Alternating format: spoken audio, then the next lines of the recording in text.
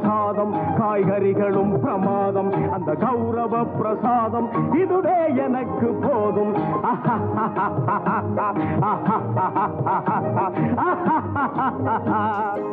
Hi friends, welcome to Alli's Darbar. இந்த நாள் இனிய நாளாக அமைய வாழ்த்துக்கள். இன்னைக்கு ஆரூரார் தரிசனம்.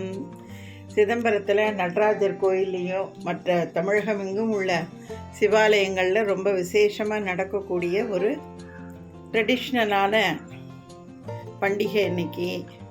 இந்த ஆரூரார் தரிசனத்துக்கு எல்லார் வீடுகள்லேயும் சரி, கோவில்கள்லேயும் சரி, இந்த திருவாதிரை களின்னு ஒன்று பண்ணுவாங்க. அதுதாங்க இன்றைக்கி நான் உங்களுக்கு செஞ்சு காட்ட போகிறேன். அந்த களிக்கு கூட்டு ஒன்று பண்ணுவாங்க. 5, 7, 11, 21 ஒத்தப்படையில் நாட்டு காய்கறிகளை பயன்படுத்தி இன்றைக்கி கூட்டு ஒன்று வைப்பாங்கங்க. இப்போ நான் அதெல்லாம் தான் ரெடி பண்ணியிருக்கேன். ஃபஸ்ட்டு இப்போ கூட்டுக்கு நான் சொல்கிறேன். அவரைக்காய், முள்ளங்கி, சௌச்சௌ, கேரட், பச்சை மொச்சை, கத்திரிக்காய், வாழைக்காய், பெரிய சேம்புங்க, இதெல்லாம் நான் நறுக்கி வச்சுருக்கேன் 7 வகை கூட்டுக்கு.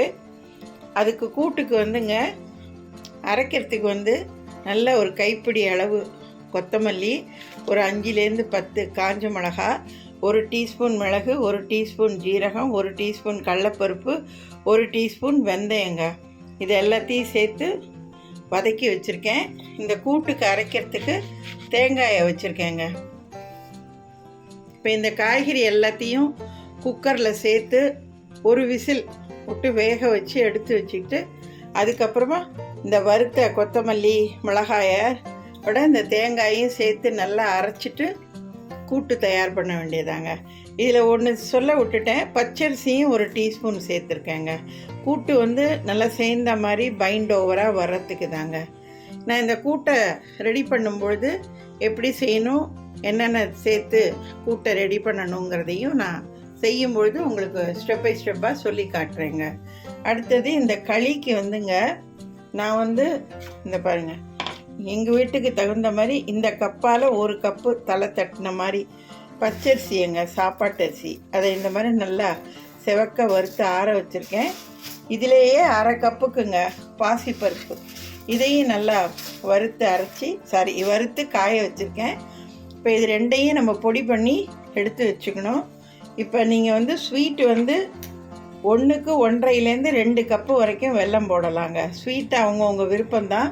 நான் இப்போ இந்த கப்பாலேயே நான் 2 கப்பு வெல்லங்க எடுத்து வச்சுருக்கேன்.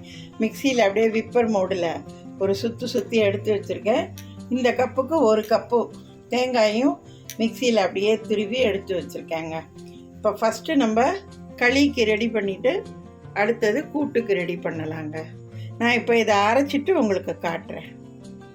இதை அரைச்சதும் இதை சலிக்காமல் அப்படியே சேர்த்து கிண்டுங்க. அப்போ தான் அந்த களி டைப்புக்கு நல்லா ஒரு மாதிரி பேஸ்ட் மாதிரி வருங்க. நீங்கள் இந்த மாவை சலிச்சிட்டு பண்ணிங்கன்னா ரொம்ப உதிரியாக இருக்கும் களி. உங்களுக்கு களிங்கிறது ஒரு குழகுழப்பு தன்மையோட ஒரு கெட்டியாக இறுகின மாதிரி இருந்தால் தான் களி நல்லாயிருக்கும். அதனால் இதை அரைச்சிட்டு இந்த சலிக்காமல் இதை அப்படியே களி பண்ணுங்கங்க, அப்போ தான் நல்லாயிருக்கும் உங்களுக்கு. சரி, இப்போ நான் அதை அரைச்சிட்டு ஃபஸ்ட்டு களியை ரெடி பண்ணுவோம். இப்போ பாருங்கங்க, இந்த வறுத்து ஆற வச்ச பருப்பை, அரிசியை ரெண்டையும் மிக்சியில் அரைச்சி அது ரெண்டையும் ஒன்றா கலந்து இப்போ இந்த மெஷரிங் கப்புலேயே இதை நான் அளந்து வச்சுருக்கேங்க. இப்போ இந்த கப்பாலேயேங்க ஒரு 5 கப்பு தண்ணி, இந்த மாதிரி 1 பாட்டாக குக்கர்லேயே டைரெக்டாக தண்ணியை ஊற்றி, தண்ணி கொதிச்சதுக்கப்புறம் ஒரு பிஞ்சு உப்பை போட்டுட்டு இந்த பருப்பையும் அரிசியும் சேர்த்து குக்கரை போட்டு மூடி கொஞ்சம் மீடியம் ஃப்ளேமில் வச்சு ஒரு 4லேருந்து 5 விசில்க விட்டு நல்லா நம்ம பொங்கல்லாம் குழைய வேக வச்சு எடுப்போம் இல்லையா, அந்த மாதிரி வேக வச்சு எடுத்து வச்சுக்கோங்க. நான் வெந்ததுக்கப்புறம் காட்டுறேன். நான் இப்போ பாருங்கங்க, நான் அந்த கப்பால் 5 கப்பு தண்ணி ஊற்றுங்கன்னு சொன்னேன் இல்லையா, 5 கப்பு வேண்டாம், 4 கப்பு ஊற்றிக்கோங்க. ஏன்னா நம்ம வெள்ளை பாக வேற திருப்பி வச்சு நம்ம இதோட கலக்கும்போது ரொம்ப நீத்து போன மாதிரி ஆகிடும். அதனால் 4 கப்பே விட்டு விசிலை மட்டும் இன்னொரு விசில் கூட விட்டு குழைய வேக வச்சு எடுத்து வச்சுக்கோங்க.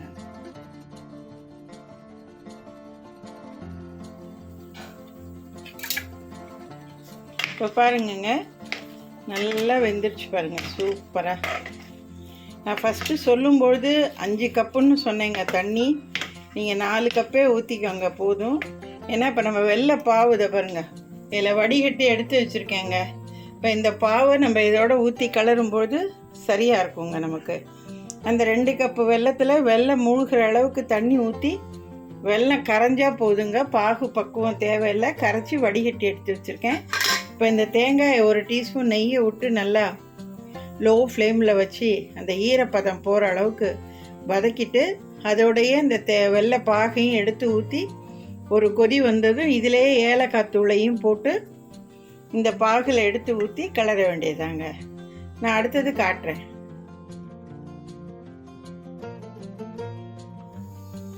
பாருங்கங்க, இந்த தேங்காய் பூவில் 1 டீஸ்பூன் நெய் சேர்த்து நல்லா வதக்கிட்டு அதிலே இந்த வடிகட்டி வச்ச வெள்ளை பாகை சேர்த்து விட்டேங்க. நல்ல ஒரு பெருங்கொதி கொதிக்கட்டுங்க, நல்லா நுரைச்சி. அந்த மாதிரி நல்லா நுரைச்சி கொதித்து வரும்பொழுது அப்படியே இந்த பாவை இதில் எடுத்து ஊற்றிட வேண்டியதாங்க. நான் எல்லாம் ஊற்றிட்டு காட்டுறேன் உங்களுக்கு.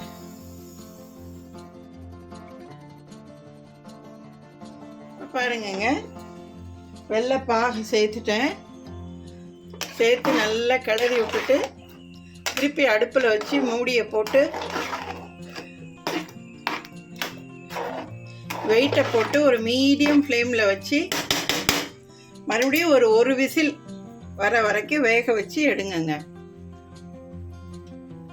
விசில் வந்தாலும் வரலாட்டியும் ஒரு 10 to 15 மினிட்ஸ் இருந்தால் போதுங்க, மீடியம் ஃப்ளேமில். ஏன்னா வெல்லம் சேர்த்துருக்கோம், டக்குன்னு அடி பிடிக்க ஆரம்பிச்சிடும். அதனால் தீயை ரொம்ப குறைச்சலாக வச்சே வேக விடுங்க. ஓகே, இப்போ பாருங்கங்க, வெள்ளைப்பாகை சேர்த்துட்டு எல்லாம் ஒரு தடவை கலக்கிட்டு திருப்பி அடுப்பில் வச்சு மூடி ஒரு விசில் வந்ததும் ஆஃப் பண்ணி இறக்கிட்டாங்க. நெய் சேர்த்துட்டேன், எல்லாம் சேர்த்துட்டாங்க. இப்போ பார்க்க நமக்கு கொஞ்சம் சூடாக இருக்கும்போது தளன்னு இருக்க மாதிரி தான் இருக்கும், கொஞ்சம் தளர்வாக. பயப்படாதீங்க, நேரம் ஆக ஆக அப்படியே கேசரி மாதிரி பொங்கல் மாதிரி அப்படியே நல்லா இறுகி போயிடுங்க. இப்போ இதில் வந்து முந்திரி பருப்பு சேர்த்து விட்டுருங்க. நெய் வந்து நம்ம விருப்பம்தாங்க, எவ்வளோ சேர்த்தாலும் டேஸ்ட்டாக தான் இருக்கும் உங்களுக்கு. ஆஸ் ரெக்வயர்ட் தேவையான அளவு நெய்யை சேர்த்துக்கோங்க. சூடாவோ இல்லை ஆரியோ சாப்பிடுங்க. சுவாமிக்கு நைவேத்தியம் பண்ணிவிட்டு எல்லோரும் களியையும் கூட்டோடையும் சேர்த்து சாப்பிடுங்கங்க. ஓகே,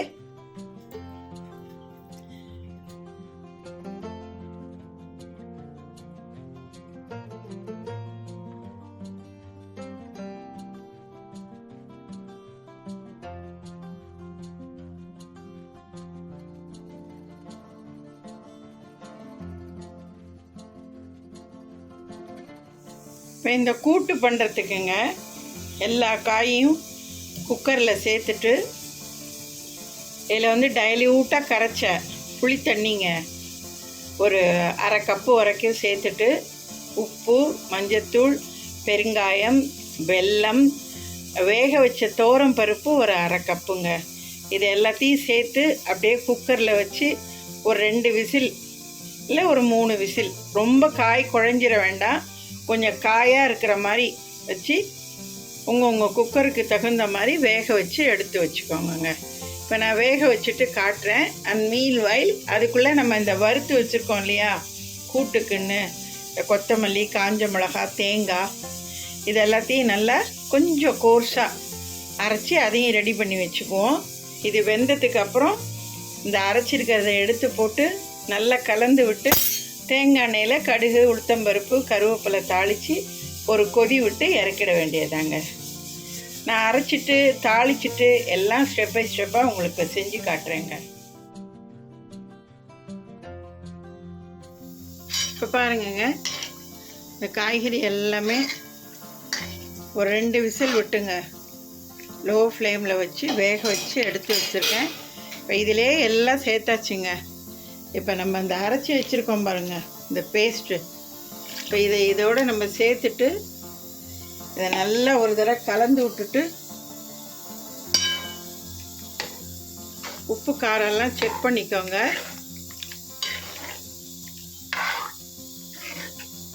இந்த கூட்டுக்கு என்னென்ன தேவைங்கிறத செக் பண்ணிக்கோங்க. இதில் நம்ம மிளகா சேர்த்து அரைச்சிருக்கோம் அப்படிங்கிறதுனால இந்த கூட்டுக்கெல்லாம் ரொம்ப காரம் வேணுங்கிற அவசியம் இல்லைங்க. மைல்டாக இருந்தால் போதும்.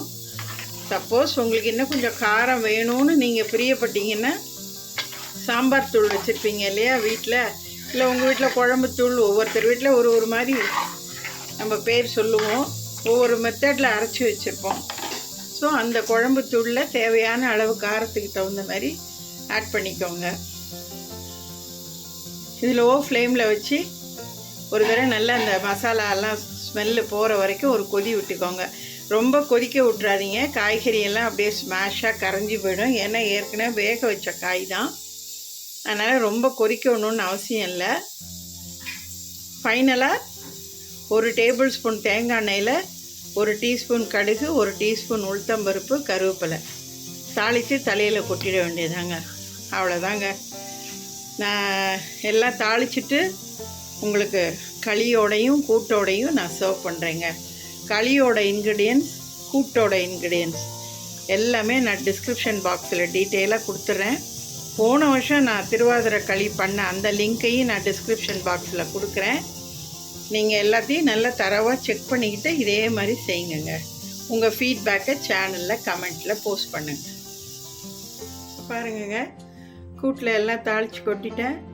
கடைசியாக கொத்தமல்லியும் கார்னிஷ் பண்ணிட்டேங்க.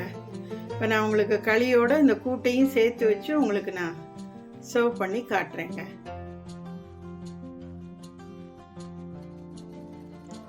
என்னங்க, நல்ல சூப்பரான ட்ரெடிஷ்னலான அத்தன்டிக்கான அருமையான திருவாதிரை களி, ஆரூரார் தரிசனம் சிவபெருமானுக்கு ரொம்ப பிடிச்சதுங்க.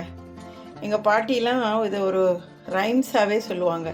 சிவபெருமான்கிட்ட இன்றைக்கி எப்படி வேண்டணும் அப்படின்னா, திருவாய் திற ஒரு வாக்கு அழி, திருவாய் திற ஒரு வாக்கு அழி, திருவாதிரை, அதுதான் மருவி நம்ம திருவாதிரைன்னு சொல்கிறது. சிவபெருமான்கிட்ட அப்படி தான் வேண்டணும். இன்றைக்கி உன்னுடைய திருவாய் மலர்ந்து எனக்கு ஒரு வாக்களித்து நான் நல்லபடியாக இருக்கணும்னு என்னை ஆசீர்வதிக்கணும் சிவபெருமானே அப்படின்னு வேண்டணும்னு சொல்லுவாங்க. எப்படி பாருங்கள், அந்த வார்த்தையில் எவ்வளோ ஒரு ஆன்மீகம், தாத்பரியம், வலிமை எல்லாம் இருக்குது பாருங்கள். முன்னோர்கள்லாம் எதுவும் காரண காரியம் இல்லாமல் சொல்லிட்டு போல, செஞ்சுட்டு போகலைங்க. நிறையா பேருக்கு நம்ம குடும்பத்தில், என் குடும்பத்தையும் சேர்த்து தான் சொல்கிறேன், ட்ரெடிஷ்னலுங்கிறது கொஞ்சம் கொஞ்சமாக மறைஞ்சு போயிடுச்சுங்க. இனி நமக்கு அடுத்த சந்ததிக்கெல்லாம் இதெல்லாம் தெரியுமா தெரியாதாங்கிறதே தெரியல. இன்னும் நம்மளாம் தான் கையில் பிடிச்சிக்கிட்டு இதை விடாமல் செஞ்சிகிட்டு இருக்கோம். நம்ம சந்ததிகளுக்கும் இதெல்லாமும் சொல்லி கொடுத்து, இது வெறும் உணவு மட்டும் கிடையாதுங்க, இதில் எல்லாம் அடங்கியிருக்கு. ஆன்மீகம், அறிவியல், நம்ம பாரம்பரியம், நம்ம சமுதாயம், பண்பு, இறைவனை வழிபடுறதுன்னு எல்லாமே இருக்குங்க. எத்தனை இப்போ சனாதனம்னெல்லாம் சொல்கிறாங்களே, தான் நல்லொழுக்கம் தான் சனாதனம்ங்கிறதே. எவ்வளோ சூப்பராக இருக்குது பாருங்கள். உங்களுக்கும் இது பிடிச்சிருக்குன்னு நினைக்கிறேன். நீங்களும் இதை விரும்புவீங்கன்னு நினைக்கிறேன். வருஷா வருஷம் எங்கள் வீட்டில் நாங்கள் இதை செஞ்சு சுவாமிக்கு படைக்கிறது ஒரு வழக்கம்தாங்க. இந்த வருஷமும் அதே மாதிரி தான் செஞ்சு உங்களுக்கு நான் காணொலியாக பதிவிட்டிருக்கேன். நான் ஏற்கனவே சொன்ன மாதிரி இதோட இன்க்ரீடியன்ஸ் எல்லாம் நான் டிஸ்கிரிப்ஷன் பாக்ஸில் கொடுத்துட்றேன். நீங்கள் அதை தரவாக செக் பண்ணிவிட்டு இதே மாதிரியே செஞ்சு அசத்துங்க. என்னோடய சேனலை சப்ஸ்கிரைப் பண்ணுங்கள், லைக் பண்ணுங்கள், ஷேர் பண்ணுங்கள், கமெண்ட் பண்ணுங்கள். ஆல் பெல் சிம்பலை கிளிக் பண்ணிக்கோங்க. என்னோடய எல்லா வீடியோவும் நோட்டிஃபிகேஷன் சிம்பலோடு உங்களுக்கு உடனே அப்லோட் ஆகிடும். என் ப்ளேலிஸ்ட்டையும் செக் பண்ணுங்கள். நிறைய ஹெட்டிங்கில் அப்லோட் பண்ணியிருக்கேன். நிச்சயம் அதில் உங்களுக்கு ஏதாவது ஒரு ரெசிபி பிடிக்கும்னு நான் நம்புகிறேன். எனக்கு நல்ல சப்போர்ட் பண்ணுங்கள். வாழ்த்துக்கள்ங்க. வாழ்க வளமுடன். சிவபெருமானுடைய பரிபூர்ண கடாட்சம் என்னோட சேர்த்து உங்கள் எல்லாருக்கும் பரிபூர்ணமாக கிடைக்கணும்னு சிவபெருமானை வேண்டிக்கிறேங்க. என்னாடுடைய சிவனே போற்றி, எந்நாட்டவருக்கும் இறைவா போற்றி, போற்றி போற்றி இறைவா போற்றி. நற்றுணையாவது நமச்சிவாயமன்றி வேறெதும் இல்லையே. திருச்சிற்றம்பலம், திருச்சிற்றம்பலம், திருச்சிற்றம்பலம். வாழ்க வளமுடன். வாழ்த்துக்கள்ங்க. அடுத்த ஒரு சிறப்பான ரெசிபியில் உங்களை நான் சந்திக்கிறேன். பபாய்.